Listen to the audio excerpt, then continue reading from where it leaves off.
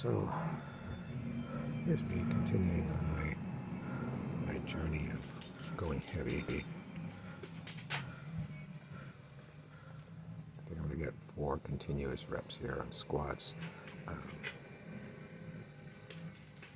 So that rep looked pretty good.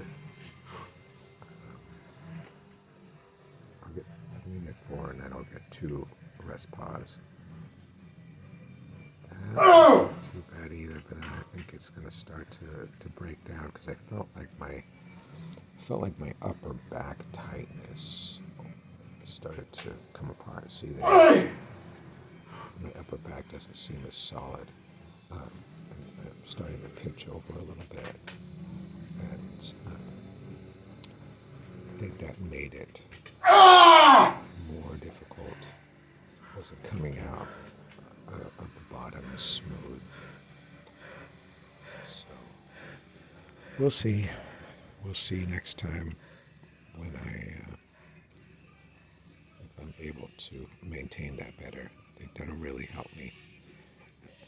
And of course, because I don't want this to be an exercise where it's about me holding keeping things together with my lower back. I want to really be focused into the quads. Even if I'm able to keep everything tight, even if I'm not quite below parallel, I can live with that.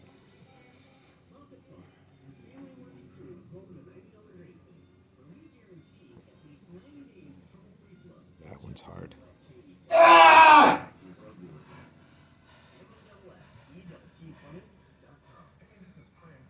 And I usually try to get that negative. Even if I know that I'm not going to make the next one. Maybe if I would have stood and rest paused another 15, 20 seconds. But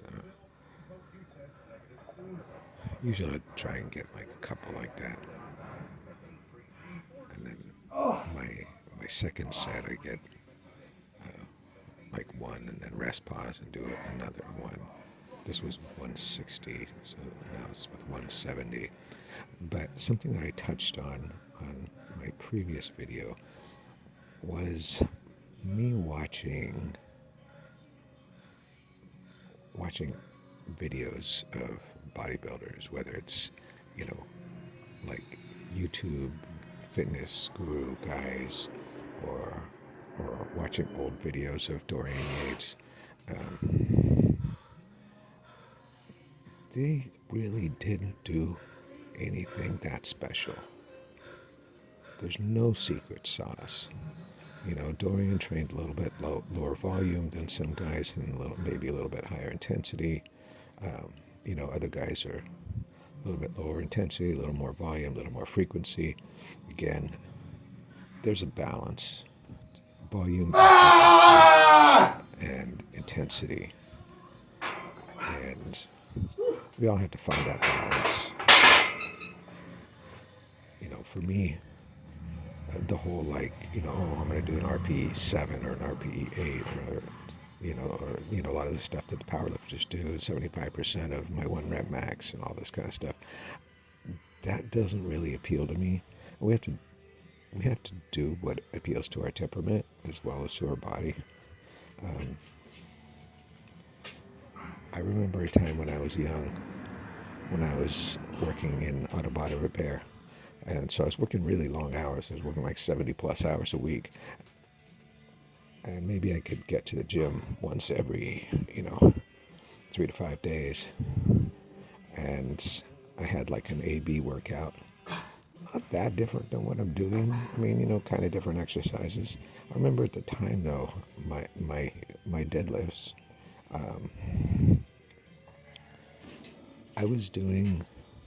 I did 3 sets, and they were all singles. And basically, I'd do a set, increase 10 pounds, do another set, increase 10 pounds, and then do my final set. So I was working up to my 1 rep max. And it was just 1 rep, pull, done, pull, done, pull, done, with a reasonable amount of time between them. And that worked really well, and I feel the fatigue by going really hard for just a few reps. I'm hoping that I can maintain the form so that my body will tolerate it. So I'm still doing the heavy weights, but I'm trying to really keep that very slow and strict kind of exercise form, because I want to focus the stress into the muscle that is supposed to be worked. So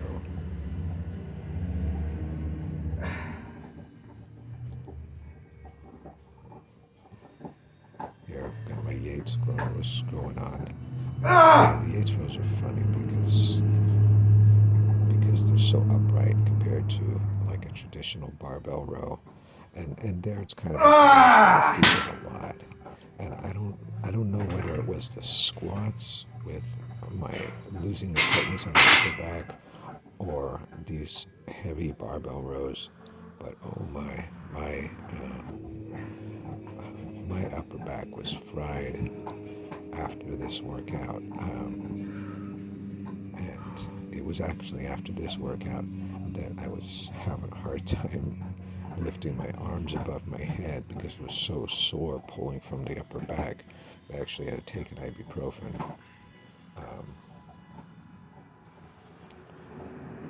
So,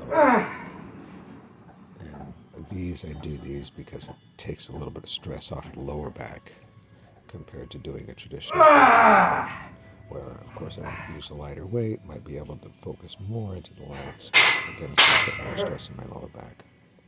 So we'll call it a day.